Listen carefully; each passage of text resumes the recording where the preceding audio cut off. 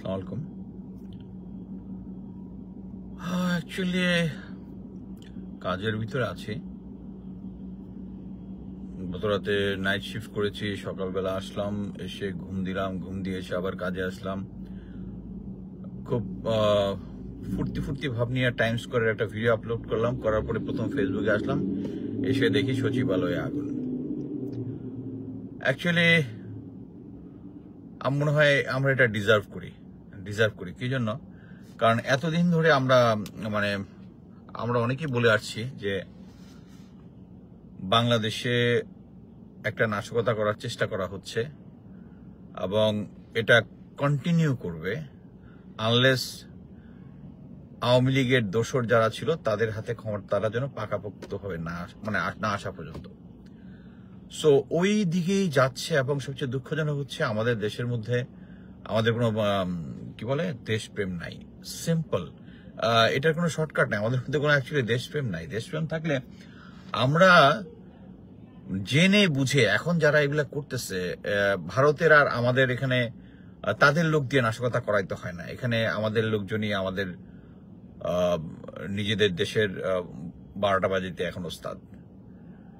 গোয়েন্দা সংস্থায় যারা আছে, সিনিয়র যে সমস্ত অফিসাররা আছে যারা গুম খুনের সাথে জড়িত, অ্যাকচুয়ালি তারা এটার সাথে জড়িত, যেহেতু গুম খুন করে ইয়ার সাথে যে নামগুলা বের হয়েছে এবং এটাই তাদের মোটামুটি তাদের অবস্থা কাহিল করে দিছে। এবং এটার পরেই তারা ডেসপারেট যে বাংলাদেশে একটা অস্থির পরিস্থিতি সৃষ্টি করবে, পাবলিক চিল্লাচিল্লি করে বলবে যে আমাদেরকে সেনা শাসন দেন। আর সেনা শাসন দিলে সেই পুরনো অফিসার যারা আছে, যারা শেখ হাসিনার দোসর, যাদেরকে জেনারেল ওয়াকার রেখে দিচ্ছে, তারা আবার দেশটা চালাবে।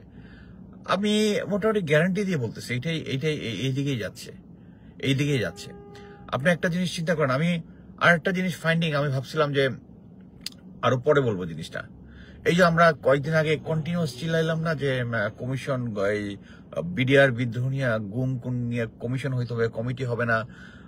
বিক্রম মিশ্র আসলো, এসে সেনা প্রধানের সাথে দেখা করলো, আউট অফ এভরিথিং। তারপরে আবার দেখা করা আসার পরে এরপরে দেখলাম যে এই কমিশনটা হবে না, এখন হবে।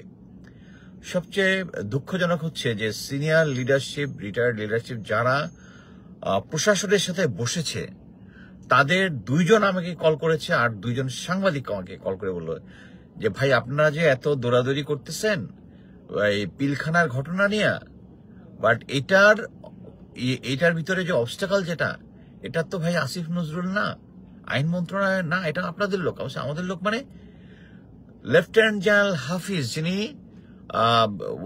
জেনারেল ওয়াকারের রিকমেন্ডেশনে হয়েছেন, ডিফেন্স উপদেষ্টা হয়েছেন, ডিফেন্স অ্যাডভাইজার হয়েছেন, এবং লেফটেন্যান্ট জেনারেল জাহাঙ্গীর যিনি স্বরাষ্ট্র উপদেষ্টা আছে, এবং ব্যাকগ্রাউন্ড হচ্ছে জেনারেল ওয়াকার। এরা 3 জন মিলে চেষ্টা করতেছে এই কমিশন, এতদিন করতেছিল যে কমিশন যেন না হয়, শেষ পর্যন্ত করেছে, কিন্তু প্রতিটা জায়গার মধ্যে সে বাধা দেওয়ার চেষ্টা করতেছে। আপনি কোথায় যাবেন এখন? জেনারেল ওয়াকার ভালো মতোই জানে যে 25 ফেব্রুয়ারিতে 2009 সালে উনি নিজেই ওখানে ছিল। He will be subject to this court.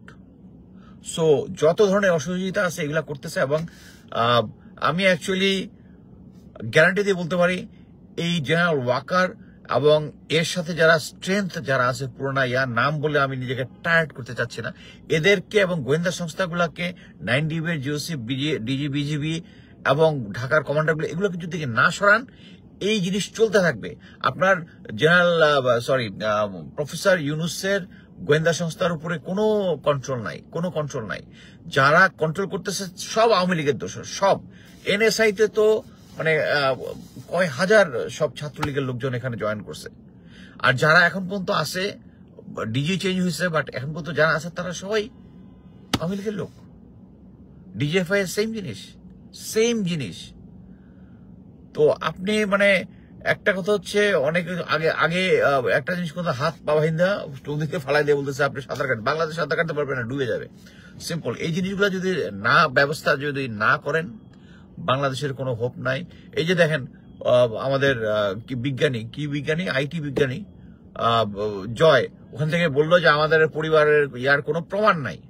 So প্রমাণ কোথায় আছে? সচিবালয়ে। যে সমস্ত টেন্ডারের মধ্যে যেগুলো জিনিস হয়েছে, আগুন লাগাই দিচ্ছে সাথে সাথে। সো এখন অ্যাকচুয়ালি বাংলাদেশে তো আমি ভাবলাম বাংলাদেশের জন্য কথা বলে কোনো লাভ নাই, কারণ আমরা তো বলেই যাচ্ছি কিন্তু কোনো পরিবর্তন হচ্ছে না এবং হওয়ার কোনো সম্ভাবনা দেখি না। সো এই সরকার লাস্টলি আমি বলতেছিলাম যে যত দিন যাবে তত প্রফেসর ইউনূসের সরকার স্ট্রং হবে, আর জেনারেল ওয়াকার এবং তাদের যে দোষর যারা আস্তে আস্তে উইক হবে। বাট এখন তারা দেশকে অরাজক সৃষ্টি করার জন্য যে ব্যবস্থা গ্রহণ করছে একটার পর একটা এবং ফিউচারে আসতে থাকবে একটার পর একটা, এবং সবচেয়ে দুঃখজনক হচ্ছে আমরা বাঙালি জাতি হিসেবে হচ্ছে মীর জাফরের জাতি। আমরা নিজেরাই নিজেদের মানে কাউ আইসা আমাদের পাশায় বাস দেওয়ার দরকার নাই, তারাই আমরা নিজেরাই নিজেদেরকে দিয়ে দিচ্ছি। আওয়ামী লীগ আর বিএনপি করে, আর বিএনপি বর্তমান রোলটা আমি মানে অ্যাপ্রিসিয়েট করার মতো কোনো কিছু দেখতেছি না। যে দেশ ঐক্যবদ্ধের ডাক প্রফেসর ইউনূস দিয়েছে, কিন্তু ঐক্যবদ্ধ কি হচ্ছে? এখন আমাদের লোকজন এখন আমরা নিজেরাই নিজেদের জায়গায় আগুন লাগিয়ে প্রমাণ নিঃশেষ করে দিচ্ছি। একটা ফ্যাসিস্ট হাসিনা। আমি কয়েকদিন আগে আমেরিকায় আমার রিলেটিভদের একটা জায়গায় গেলাম, একটা দাওয়াতে গেলাম। অ্যামেজিংলি ভদ্র শিক্ষিত লোক এখানে অনেকদিন ধরে আছে এবং স্টিল তারা বিশ্বাস করে যে শেখ হাসিনা দেশের জন্য ভালো ছিল। তো এরকম হলে অ্যাকচুয়ালি বা আমাদের দেশের কোনো হোপ নাই। সো সেনাবাহিনীতে 28 বছর চাকরি করার পরে যখন আমি রিটায়ারমেন্ট আসছিলাম, প্রথম 2 বছর খুব মন খারাপ ছিল আমার, যে চাকরিটা পছন্দ করি, ভালোবেসেই এত বছর আর্মিতে চাকরি করেছি। হোপ অ্যাকচুয়ালি নাই, যখন আমরা নিজেরাই নিজেদেরকে বাস দিচ্ছি। এখনো গোয়েন্দা সংস্থায় সেই লোকগুলো আছে, কেউ কোনো পরিবর্তন করতেছে না। সো উন্নতিটা হবে কিভাবে? হবে না। আমি আজকে অ্যাকচুয়ালি হোপলেস। এইভাবে চলতে থাকলে হ্যাঁ হয়তো আমরা ফাইটটা জারি রাখবো, বাট কথা হচ্ছে জেনারেল ওয়াকার এবং ওই গোয়েন্দা সংস্থা, ওই ইম্পর্টেন্ট লোকগুলোকে যদি আপনারা না সরান, বাংলাদেশের কোনো হোপ নাই। Thank you.